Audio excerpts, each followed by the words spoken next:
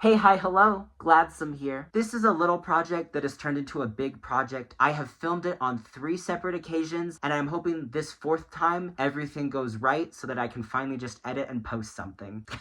When I originally wrote this script, I had never read Lovecraft before. I'd watched some video essays about him, but that was about it. Because of the nature of my interests and my degree path in university, I like to compare stories to their adaptations. So I thought it might be fun that now that I actually want to delve into Lovecraft, that I compare one of his stories to its film adaptations. And I thought it would be neat to choose one of the weird ones that's just really out there. As you've probably seen by the title, I have chosen Herbert West Reanimator. I've seen a bit of discourse about it online because people say it's over the top and really cliche, but over the top and cliche works for me sometimes, so I figured I'd pick it up. I will say it is one of his more racist stories, and I'm invested in the way that adapters choose to portray that kind of stuff when they choose to tackle authors with really upsetting beliefs. Are they going to show that the racism and xenophobia is a terrible thing? Are they going to have another character call it out? Or are they just going to cut it completely and ignore that it was there? Those are the kinds of things that I like to look at when we talk about adapting stories with problematic content. But before we get to the story, let's quickly talk about Lovecraft himself and also about what it means when we engage with problematic material.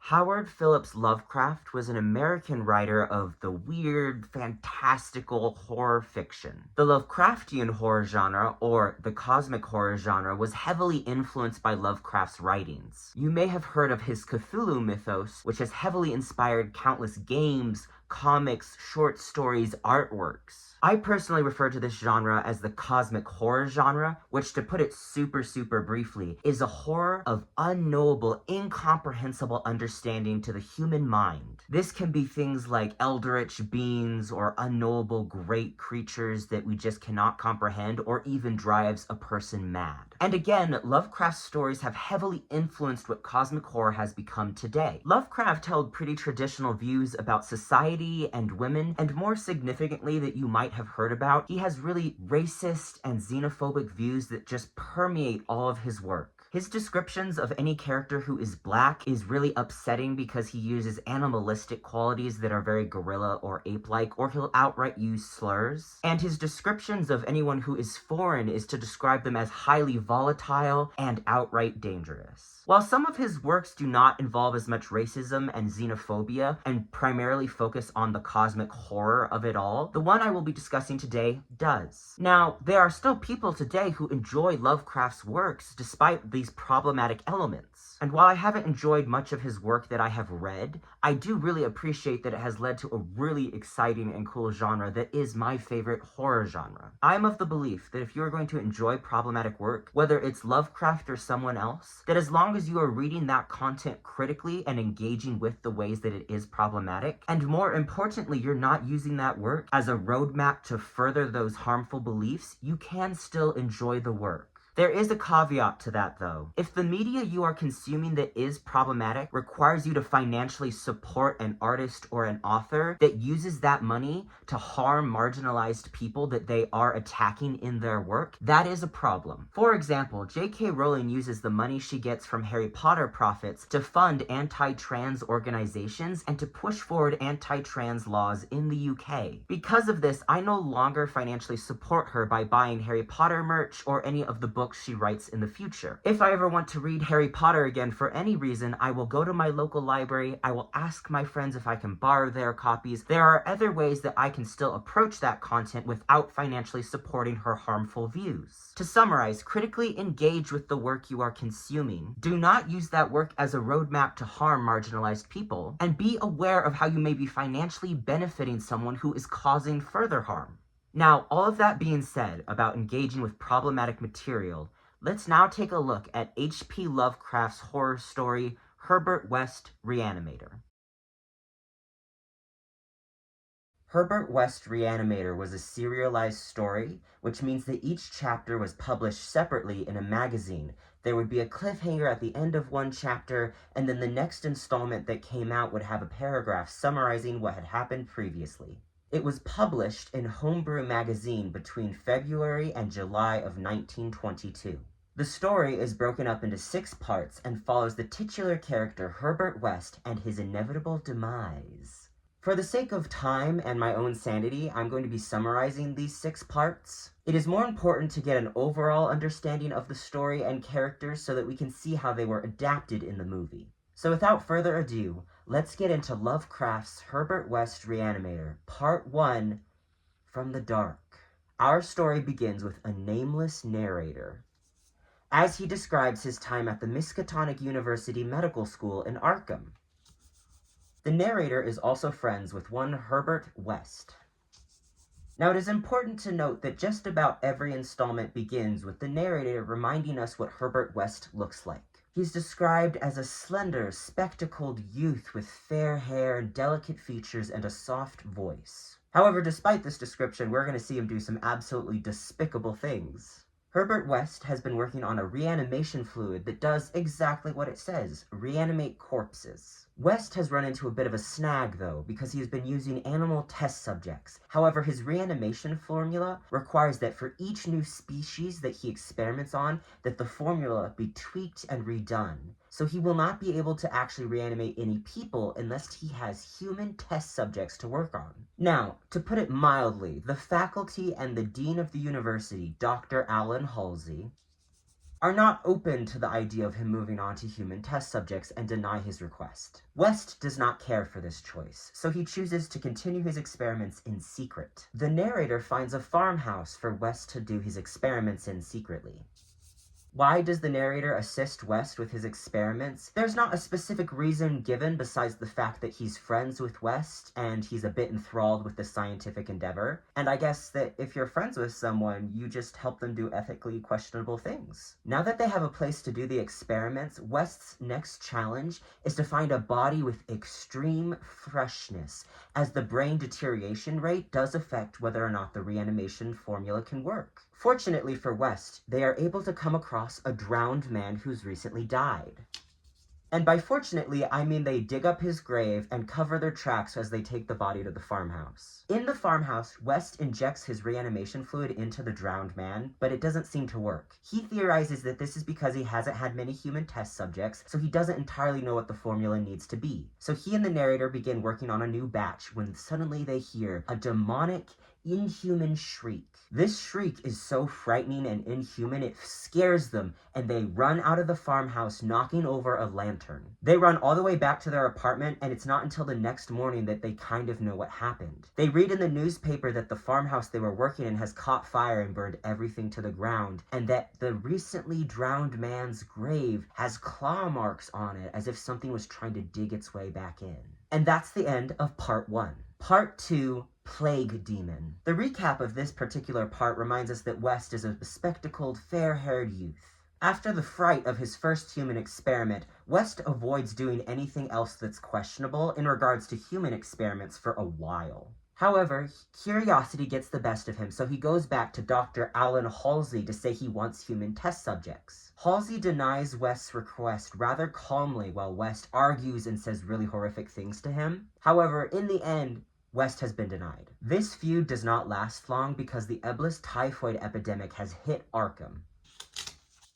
Despite having just left medical school, West and the narrator both become non-licensed physicians because the demand is so high during the epidemic. Dr. Alan Halsey is one of the few doctors who takes high-risk infection cases and is considered a public hero during this epidemic. West does not particularly care for the fact that Halsey is seen so well by the community. Unfortunately for Halsey, he ends up dying because he does take on high-risk cases.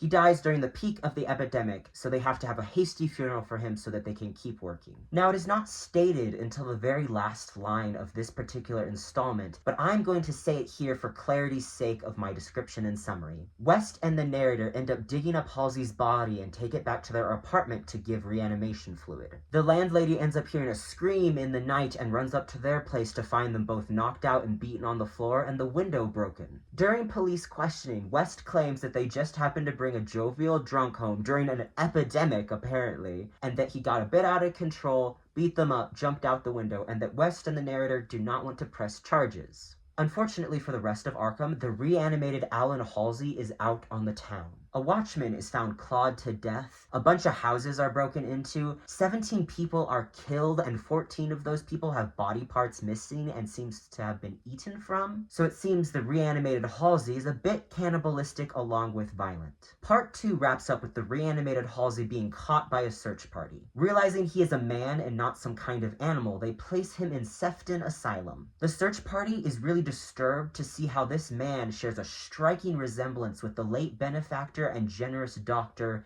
Alan Halsey. Which this is the part of the story where we find out that they reanimated Halsey, but again, for clarity's sake, I told you that earlier. The only comment that West has about this whole disaster is that the body simply wasn't fresh enough. Part 3. 6 Shots by Midnight. Now this is the installment that is really quite racist, and Lovecraft has written certain things in a certain type of way to try and make it kind of relevant to the plot. I'm going to be thoughtful about how much of it I describe to you, but there are certain details I will be bringing up just because, again, Lovecraft has tried to make it vaguely relevant to the story, and I think we need to look at that critically. In this installment, West and the narrator have set up a physician's practice in Bolton, near Bolton Worsted Mills.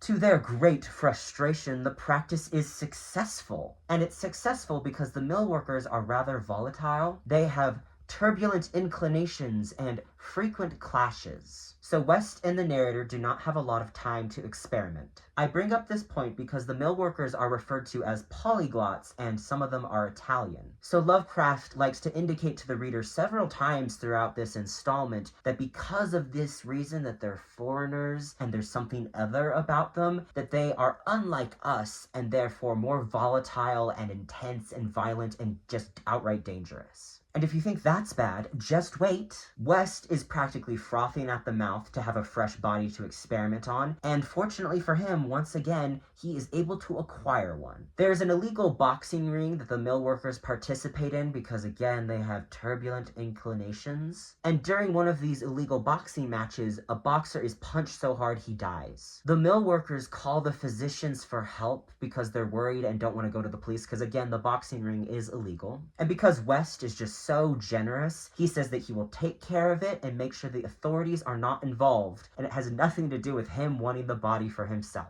The man who died is named Buck Robinson. Now, Robinson suffers the greatest racist descriptions in the entire installment. Now, Robinson is a black man, and the narrator describes him as a loathsome, gorilla-like thing with long arms that he says looks like forelegs, and that is about as far as I'm willing to go into that paragraph. There are far worse descriptions the narrator goes into, however, the gorilla-like aspects are the ones that are sort of relevant to the plot as Lovecraft would have it. They take Robinson back to their house where they've been staying and give him the reanimation fluid, and nothing happens. And the narrator thinks that the reason that this didn't work is because Robinson is a black man, and they've only been experimenting on white human specimens. This takes us back to the first installment, where West wanted human specimens because his formula is dependent on the species. So Lovecraft, in a not even remotely subtle way, is indicating that because Robinson is a black man, that he's of a different species than the white specimens they've been experimenting on. Yes, that is immensely upsetting and disgusting, and the racism is not done yet. Because the reanimation fluid did not work, they bury Robinson in the backyard. Now, there is a woman in town who develops hysteria because her child ran away. She and her family are Italian, and as West is attending her as a physician, she ends up dying. I do not think this was intentional. It's not indicated that it was intentional by West's part. And again, because they're Italian and have turbulent inclinations, the husband gets really violent and is yelling at West and screaming, saying he's going to kill him and he should die, and the husband has to be restrained. This really shakes West up, and he ends up making sure to acquire a gun that he keeps by his bedside. Now, this paragraph is technically relevant, but only because of the missing child. That night, West and the narrator hear a knocking at their door. West ends up taking his gun with him to answer the door because he's still shaken up after that incident with the Italian man. And at the door, they see Robinson's reanimated body. Now, his reanimated body, unlike the others, is described as being on all fours and very ape-like, which is the only way those racist animal descriptions of Robinson's body are relevant to the story. This also, in a strange way, disproves Lovecraft's racism from before, saying that black men are a different species because the reanimation fluid didn't work on him. However, at the same time, it doesn't change all of the racism leading up to this point.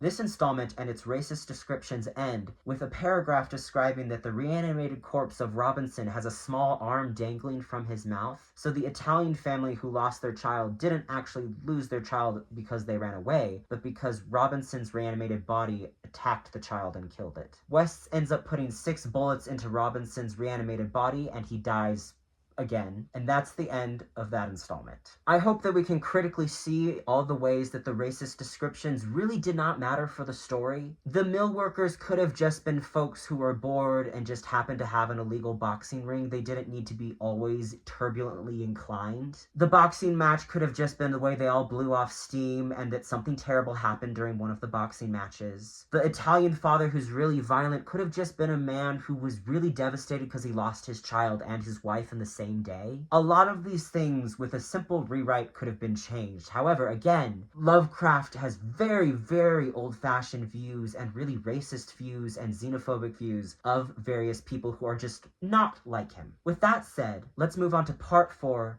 The Scream of the Dead. The narrator tells us that it's July 18th, 1910. The narrator and West are still in the Bolton house with their physician's practice. The narrator has been away though because he was visiting his parents, and when he comes back, he finds West absolutely elated. Apparently, a salesman from St. Louis happened to stop by the house because he was seeking directions and had a heart attack and died on the spot.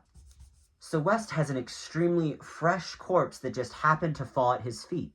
Literally. Now, a quick side note here. This is a part where the narrator explains that West never lets him re-inject the reanimation fluid. Because the narrator is extremely passive throughout the story and has almost no personality, it is unclear if this is a point of contention or it's just meant to let us know that West is extremely intense about his work and only he's allowed to do certain things. This installment ends with the salesman waking up and being the first reanimated corpse to actually talk. The salesman absolutely horrifies the narrator because as he's screaming and talking, he's saying, "Get away from me with that needle, what are you doing?" So it would seem that West got tired of waiting for a fresh corpse and decided to make himself one. Does the narrator decide to leave after hearing this or ask a bunch of questions to know what's going on? Absolutely not. And that brings us to part 5, The Horror from the Shadows. In this installment, it is 1915. Despite the narrator's growing concerns, he decides to follow Dr. Herbert West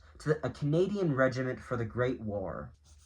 West has been commissioned as a surgical specialist, and the narrator is a first lieutenant physician. At this point in the story, West is eyeing every body, and I mean those as separate words, every body, in a concerning way, including the narrators. Because as we've seen, he might be willing to kill people in order to get a fresh corpse to experiment on. However, luckily for the narrator, I guessed, the war provides a lot of fresh specimens for him to work on. Now, these specimens are not always intact, but that does give West the opportunity to start experimenting on different body parts. West does not believe that the human body has a central spirit, but that each body part is a machine that can function even when detached from the full body. Now, West has a way to keep certain specimens preserved even when detached from the body because of never dying, artificially nourished tissues from nearly hatched tropical lizard eggs. Yeah, I got nothing for that. I don't understand it, but there's lizard egg vat stuff, and that helps him keep stuff preserved. Well, West's friend, the ne'er hereunto mentioned Sir Eric Moreland Clapham Lee, who helped West get his commission, ends up dying in a plane crash. Not to miss out on a fresh corpse, West brings Clapham Lee's body back to his experimentation tent, and because Clapham Lee's head is almost completely detached from his body, West severs it completely, throws it in the lizard egg vat preservation thing, and begins his work on the body. He injects just the body with reanimation fluid. The installment ends when a bomb suddenly hits the campsite, and while the bomb is going off and things are flying everywhere, the narrator says he could be hallucinating, but swears that he hears Clapham Lee's voice coming from the lizard egg vat where his head is, and that voice is yelling at a pilot to jump out of the plane before it crashes. So this might disprove West's thought that the body's parts can function separately because he only reanimated the body, yet the head is talking. Again, Could be a hallucination. Okay, almost there. One more part. Part 6, the Tomb Legions. In this installment, the narrator reminds us that he's been recalling West's story up until the fateful night he disappeared, and now it is that fateful night. West moves into a house in Boston next to an ancient burial ground. The burial ground is just for aesthetic purposes because the corpses aren't fresh enough for West to use. He just likes to have a nice little graveyard nearby in case he's got to drop a body there, you know? The house has a cellar that he's been renovating for his experiments with the narrator. However, there's a part of the cellar that has ancient masonry that he doesn't want to break into because it freaks him out a bit, so they just have walled it off. It probably leads to the ancient burial ground. At this point in his life, West is living in fear of his past creations, such as the drowned man, cannibalistic Halsey, the decapitated body of Sir Clapham Lee, a bunch of reanimated corpses we didn't even know about, and various reanimated body parts that may or may not have survived the bombing during the war. The evening of his disappearance, West and the narrator are in his study. An interesting side note here is that the narrator refers to the house as West's house. The narrator plays such a passive role throughout the entire story that it's never clear how he lives in the world as a person. He's literally just a conduit so that we can observe West's experiments and now his demise. Anyway, they are domestically enjoying an evening in the study, 5 feet apart because they're not gay, when West reads something absolutely horrifying in the newspaper. A group of men have broken into Sefton Asylum, led by a man with a radiant beauty of a wax head who gave the orders. However, his voice did not come from his head, but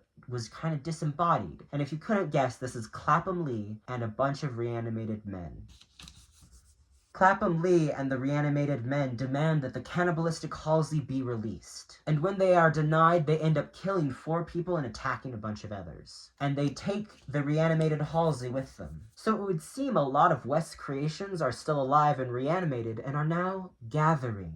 The doorbell rings. The narrator answers it. A bunch of men stand in front of him, grunting and speaking unnaturally, but they drop off a box, and then they walk toward the direction of the ancient burial ground. The box is addressed to Herbert West from Sir Clapham Lee. What's in the box, you might ask? We may never know, because when West sees that it's from Clapham Lee, he is so frightened that he demands they incinerate it. He and the narrator go down to the cellar and do just that. Unfortunately for West, in that exact moment as they are incinerating the box, they look over to the side toward the spot of the cellar where there's the ancient masonry that they walled up because it freaked West out, and they see the group of men. They are silently removing bricks as they get into the cellar. They enter the cellar single file, followed by the radiant wax head of a man who is Clapham Lee. They then tear West limb from limb silently. They then take West's body that they've torn limb from limb back the way they came. Their leader takes West's head with him. The narrator watches them go because he's been left unharmed, and he swears that he sees a flash of emotion in West's eyes. I don't know if this means that West used the reanimation fluid on himself, or maybe it was just the last actual emotion that crossed his eyes because he actually felt something for a change. Either way, he's been taken away by his reanimated experiments and probably killed. The story ends with the narrator saying that, shockingly, the police did not believe a single thing he said about the incident. And that, my friends, is H.P. Lovecraft's Herbert West Reanimator. Besides, obviously, the racism, I actually enjoyed a fair amount of the story, and it's just overdramatic,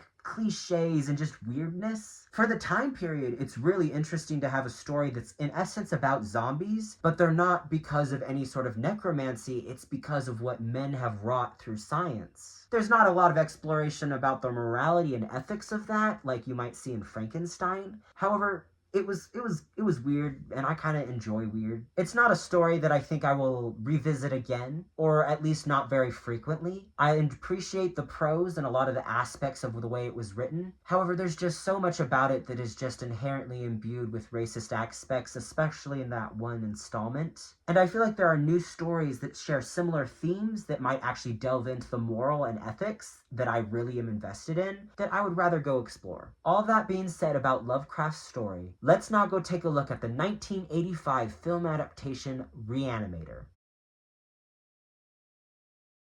The original character of Herbert West has appeared in a variety of media since the Lovecraft story, such as games, anime, music, comic books, and of course, the 1985 Reanimator film. The main aspect of West's character that remains consistent in these adaptations is his scientific curiosity and drive, his willingness to do ethically questionable things, and his reanimation fluid. The original Lovecraft story spans the course of several years, decades even, whereas the 1985 Reanimator film maybe lasts the course of a few days, maybe a week. The timeline is not super specific. What did the film keep from the original Lovecraft story? Some key characters and some initial plot elements, but actually not that much. This is a film adaptation that is very much inspired by the original story and has some key elements that are still the same, but really brings in a lot of original content and characters. The 1985 Reanimator film is a horror comedy that is directed by Stuart Gordon and produced by Brian Usna. According to the internet, it was originally going to be a theatrical production and then a television series, but finally ended up being a film. In order to break down this comparison better, we're going to go as follows. What remains from the original story? What was left out? What do they decide to add in as their own original ideas? And then what the film really focuses on throughout the plot. Stuart Gordon's Reanimator still takes place at Miskatonic University. The dean of the university is still Alan Halsey. However, in this one, he doesn't have a contentious relationship with Herbert West. And of course, we still have Herbert West and his morbid curiosity of death and his attempts to reanimate corpses. He is still persistent and scientifically curious, and he is willing to argue with anyone, whether they are students or faculty, about his beliefs and endeavors in his own scientific pursuits. Dean Halsey still dies and is reanimated by West and the narrator. West also moves from just reanimating corpses to also experimenting with body parts. There is still a headless reanimated body that takes part in the last final act of the story. However, unlike in the Lovecraft version, this is not Sir Clapham Lee, but we will get to who that is in a moment. Herbert West is not the primary character we follow. There is still a character who functions as the narrator, but we will get to him in a moment. And the final showdown does take place in a cellar basement of sorts, similar to the original story, except for it's a morgue, but it's basement-y, and that's about it that remains from the original Lovecraft story. So now let's get into what was left out.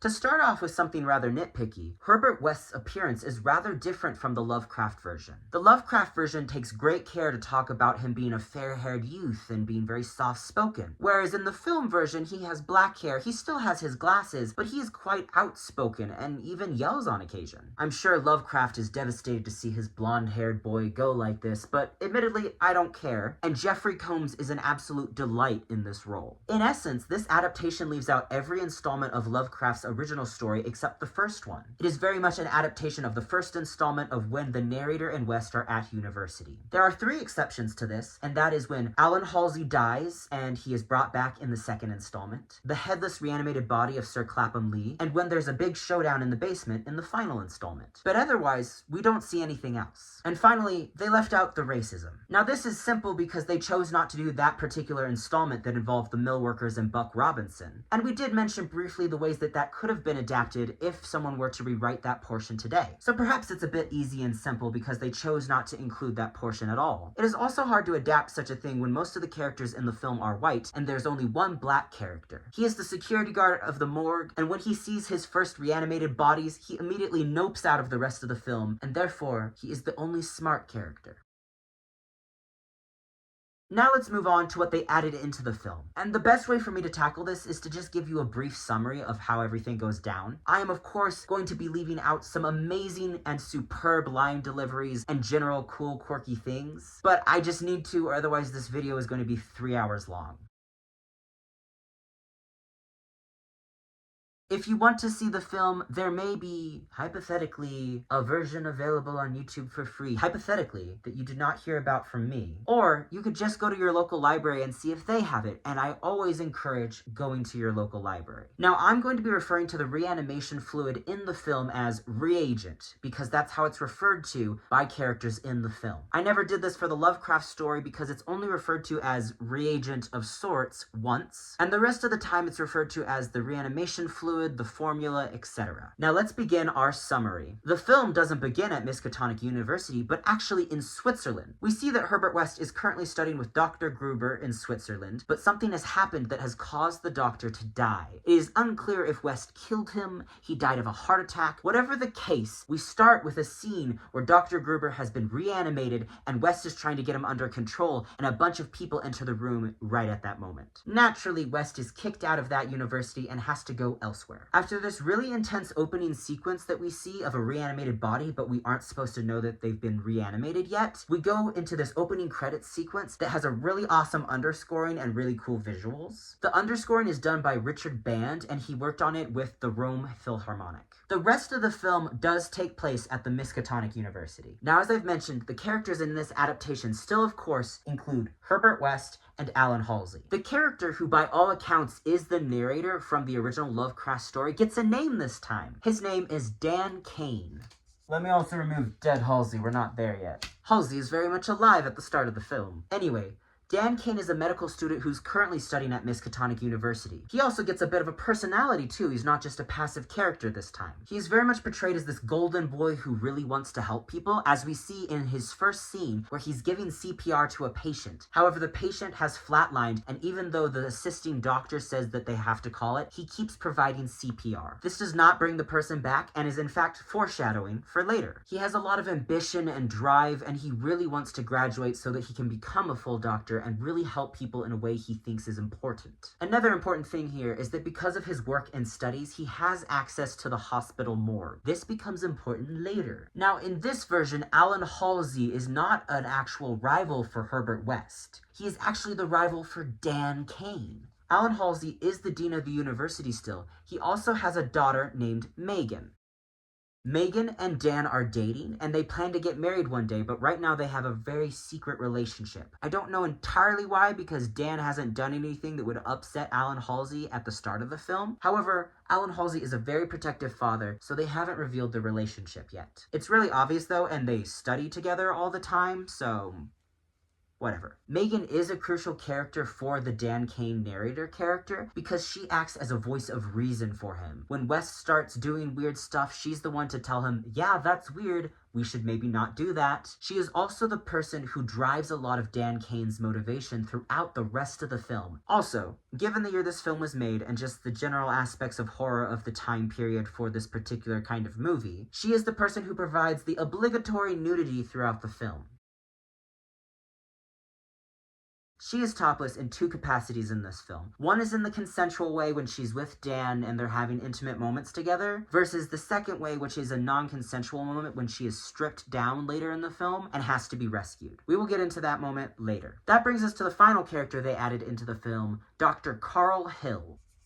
He is a renowned brain surgeon. However, it is mentioned later in the film that a lot of his work he likely stole or just outright plagiarized from other people. He's an antagonist to Herbert West because he believes brain deterioration occurs in a particular time frame, whereas Herbert West believes it occurs in a different time frame. And West knows this because he has done his illegal reanimation experiments. However, he can't just outright say that to the doctor. Dr. Hill is also an antagonist to Dan Kane because he takes on a romantic rivalry with him. And yes, I said romantic rivalry, which isn't so much romantic as in he keeps a creepy stalker file in his office about Megan. He makes weird comments to her dad about her. He says weird stuff about her and Dan hanging out. And more importantly, he does some really messed up stuff later, so it's less romantic and he's just outright obsessed with her. Okay, now that we've covered the characters and setting, let's actually go quickly through the plot. The gist of the film is as follows. West transfers to Miskatonic University after his incident in Switzerland. Alan Halsey is walking him around and introduces him to Dr. Carl Hill and Dan Kane. However, West is not very good at making friends, and if anything, makes enemies with this first impression. We see Dan putting up a flyer because he's looking for a roommate, and this is when we get to meet Megan. They start making out in front of the flyer, and then they start falling backwards,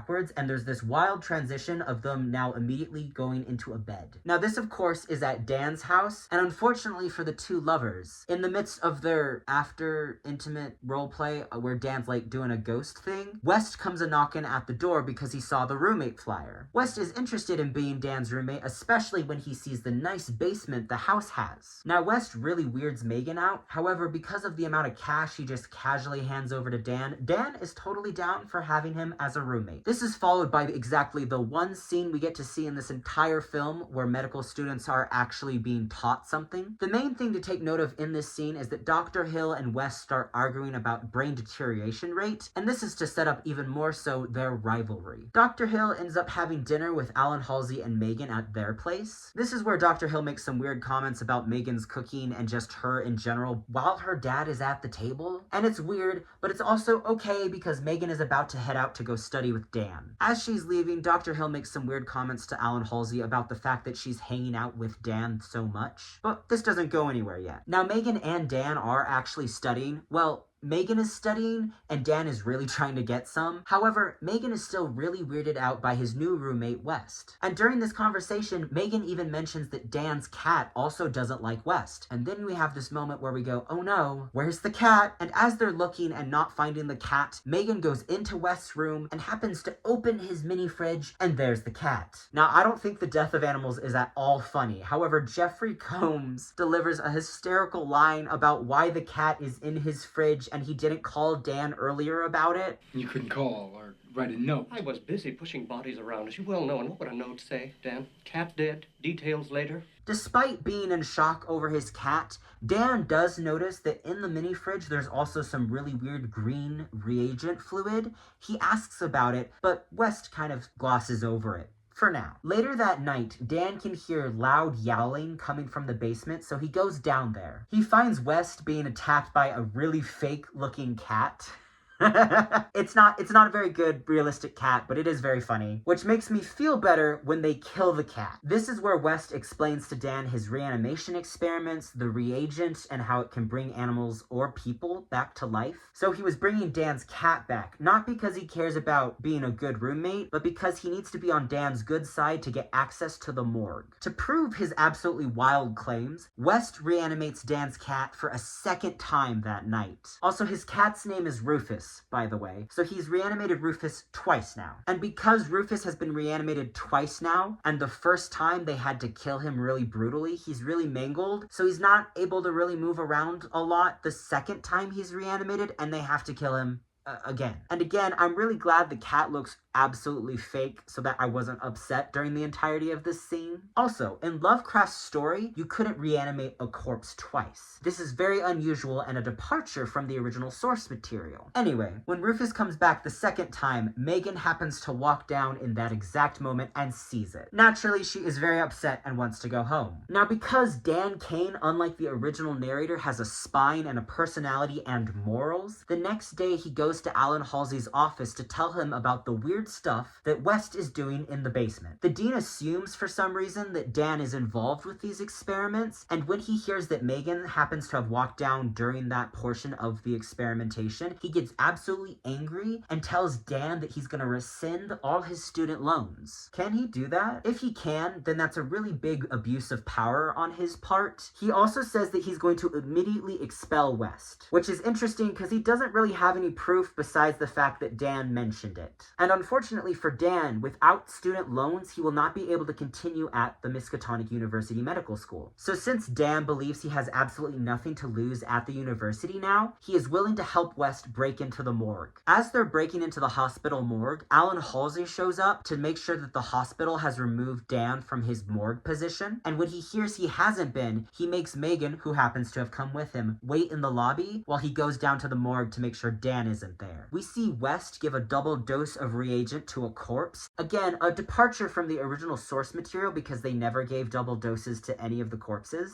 But he does this because the original dose he gave the corpse was not enough to reanimate it. Unfortunately for Halsey, he makes it into the morgue right as the body really violently reanimates, crashes through the door, which crushes Halsey. The corpse also takes a chunk out of his fingers, and on top of that, Halsey dies. Well, that's gonna be a problem. So Dan and West, after Dan is in shock for a moment, reanimate Halsey. And right at that moment, as Halsey reanimates, Megan walks into the morgue. Hold on.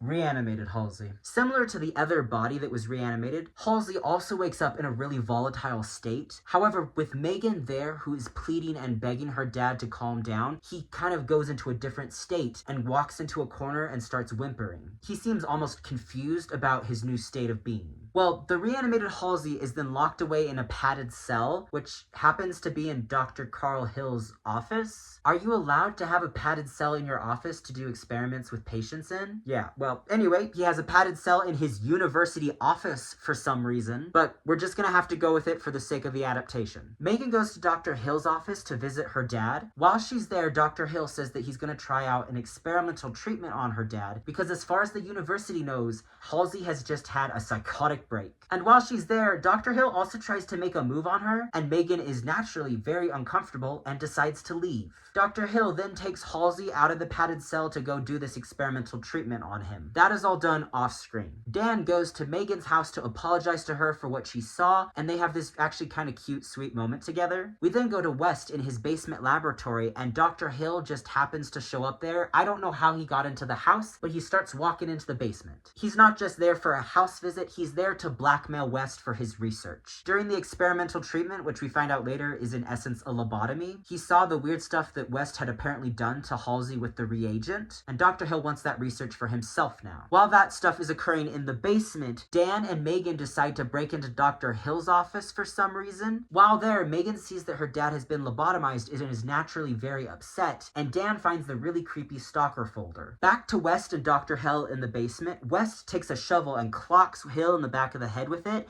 and then decapitates his head from his body with the shovel. Similar to Lovecraft's story, West decides to reanimate the separate body parts to see what happens. It is a success, but then Dr. Hill's body comes up behind West and knocks him out, and then takes his own head and all of West's research away with him. There's a weird timeline sequence here because apparently Dan and Megan broke into Dr. Hill's office, but then Dan took her home and just dropped her off, and they just never mentioned the weird creepy stalker folder, and she seems calm now. I think they just might have edited the sequences in a weird way. So West wakes up in the basement as Dan is coming down the stairs and is freaking out that his research has been stolen. Naturally, after they're snooping around in Dr. Hill's office and what West says, Dan realizes Megan's in danger, so he runs back to her place. In a funny moment that kind of mirrors the way Sir Clapham Lee used a wax head in Lovecraft's story, we see Dr. Hill take an anatomy head and put it on his body in order to sneak into the morgue. I find it amusing, okay? Once he's in the morgue, he pulls out a bunch of bodies where he's gonna lobotomize them and then give them reagent. Dan finds Megan at her house and they have this really cute sweet moment up until Alan Halsey suddenly appears, knocks Dan out, and kidnaps Megan. Apparently, if you lobotomize the reanimated people, it gives you control over them, so Dr. Hill lobotomizing everybody means that he can control them once they're reanimated. Megan is taken to the morgue where Dr. Hill is, and this is a rather upsetting scene I'm not going to show you, but I will mention some brief details. She is still unconscious at this time, and Dr. Hill has Halsey put her down and then strip her nightdress off of her. Dr. Hill then has his reanimated body start groping at her, and his head that's decapitated is right next to her in a weird dishpan, and he cackles and rasps as she's freaking out. And in this moment that I think is meant to be disturbingly funny, but at least for me wasn't, he takes his own head and he tries to put it between her legs in order to give her head, you know? But in this moment, West suddenly appears and stops Dr. Hill, and while he and Dr. Hill are ranting at each other, Dan is able to slip in and free Megan and gives her his coat because he's a gentleman. In a departure from the Lovecraft story, West tells Dan that if they give more reagent to the reanimated corpses, that means it'll overdose them and they'll die. However, earlier when they gave that double dose to that one corpse, it reanimated. So I'm not entirely sure what the rules are of the film. But we keep going. There's a lot of chaos that ensues in this final battle. A bunch of chemicals are knocked over, a fire starts, alarms are blaring throughout the hospital, so the upper floors are trying to evacuate. Megan screams, and that ends up shocking her dad out of his lobotomized state, I guess, and he recognizes her, so he starts fighting all the other reanimated corpses. Eventually, Halsey ends up tackling Dr. Hill to the ground. This is when the morgue security guard shows up from his break, sees what's happening, and just nopes right out of the film, and he's so ripe for that. I can't show you this because it is so bloody, but Halsey ends up taking Dr. Hill's decapitated head and just absolutely squishes it between his hands, and it's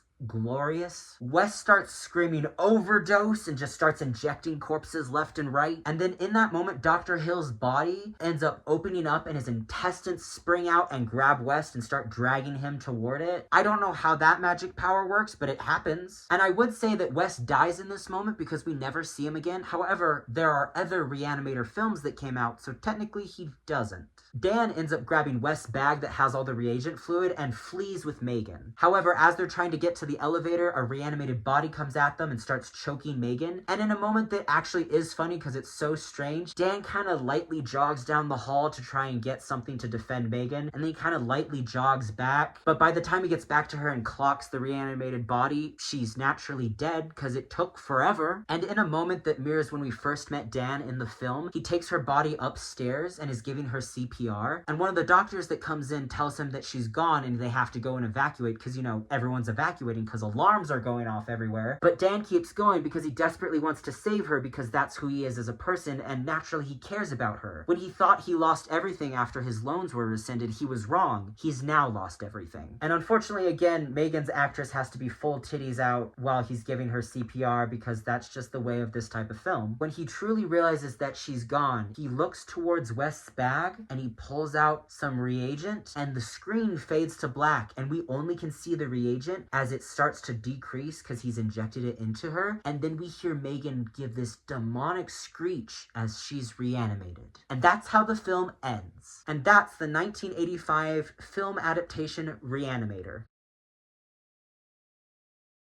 Okay, so some final thoughts. Considering the film is only following Lovecraft's first installment, it is relatively faithful to the source material. We're still following two medical students. We're also still observing Herbert West and his scientific drive that just overruns any sense of morality and ethical concern. And if anything, I think the film kind of improves on his character because we get this dry sense of humor and we actually get to see his excitement and energy around his scientific experiments. The narrator, who originally was really passive and just an observer, has more of a personality and his own intense scientific drive, but his morality and ethics tends to overrun it until he thinks he's lost everything. I think this is a great adjustment because it means that West has more of a contrast with the narrator character, in this case Dan Kane. We get to see these two people who both are invested in their fields, but one of them has a strong sense of morality and the other not so much. Dean Halsey still acts as a main point of conflict for the overall story. However, in this version, he also gets to have more involved with his character, similar to the narrator. He is not only a man who is invested in science in the medical field, he's a businessman and also a concerned father. And because he has more to his character, this element is able to be brought back later in the film when Megan, who is in danger, draws his attention and he remembers these things about himself and wants to protect her. I like that Dean Halsey gets to have flaws in the film. In Lovecraft's short story, he gets to be a pillar of the community, whereas in the film, he is this flawed character who is trying to be a good person and is invested in his field of work, and he is a father who is concerned and wants to be protective of his daughter, but he also makes really terrible decisions sometimes when he's angry or scared, like when he rescinds Dan's loans. He's not just there to act as someone that West can be angry at, he is also a pivotal character in his own way for the film. Because he has an actual character, at the end he is able to save Megan when she's in danger because he remembers who he is. I think Megan is a nice addition because she brings this moral center to the film. She's the one to actually question the weirdness of West, and she is the one to really bring this humanity back to Dan when he kind of forgets himself. And I must say that the romantic moments between her and Dan are kind of cute. However, I can't deny that she is primarily there to help support the character arc of Dan and to be there as a point of contention between him and Dr. Hill. She is very much a character that is there to support the growth and the overall downfall of the men in the film. She also is there really to provide the nudity for the film. I personally don't have an issue with nudity in film. It just feels really weird that it's done mainly to this one character. She is also the only female presenting character in the film that is actually a pivotal person in the plot. Overall, it feels a bit icky because she is meant to be there as a plot point for all of the men in the film and doesn't get to have her own character growth.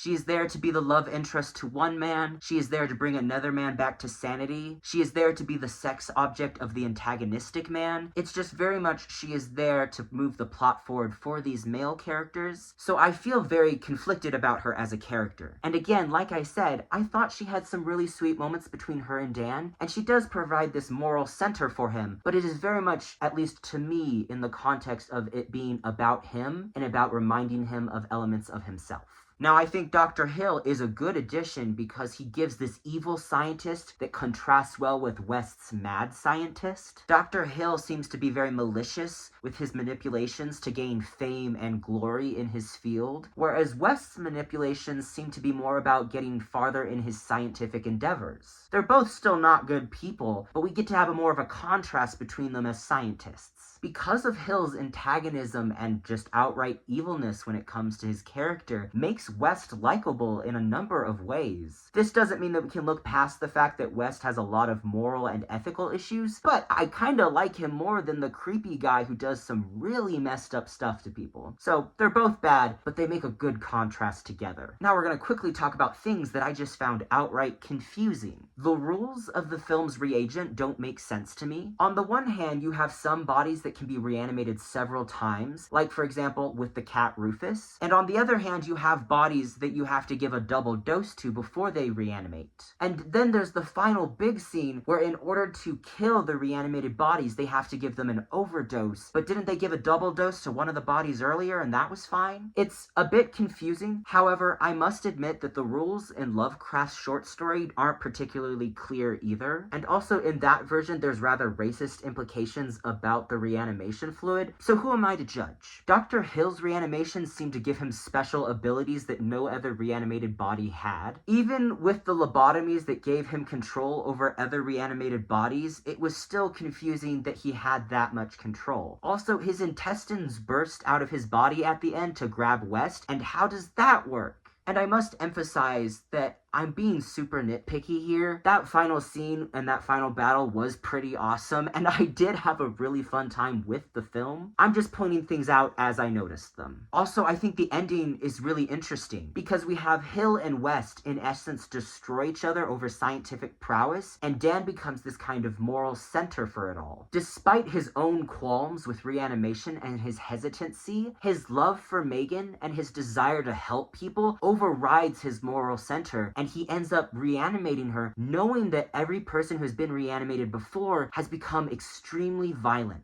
Megan is really all he had left after the sacrifices he made for West, so if she's gone, that means those sacrifices were for nothing. So he uses the thing that he has sacrificed so much for, the reagent, to reanimate her. And he does all of this to try and preserve her and to preserve the life he once had, even though it can never be the same. And I think that really matches up well with all the moral and ethical qualms we've been seeing throughout the film, so I just really like the ending in that regard. Or I could be reading way too much into this, and it is just meant to be a horror comedy. And yes, that may be it, but that's what I like to do. I honestly think that Herbert West Reanimator could make for a really interesting miniseries, and the 1985 adaptation shows me that it can really be fun even if it's just the first installment. It builds on characters we already know, and then it adds in new characters who offer better contrast for the overall morality of the story. It also does something that I think is crucial in adaptation, in that it takes its source material seriously, and at the same time is having fun and bringing new elements, especially because it's decided to set it in the modern day. I think those can be brought together really beautifully, and I just think that the 1985 film is very fun. With that said, I'm going to end it there because I already know this video is going to be a beast to edit. If you watched to the end of the video, if anyone watched to the end of the video, thank you so much. I mostly am posting stuff on here because I wanted to have creative projects to do outside of all the other things I'm doing in my life. So that means a lot to me. And if no one watched to the end, I'm so grateful to have had this moment with myself to just talk into space. Anyway, bye. See you. Until next time.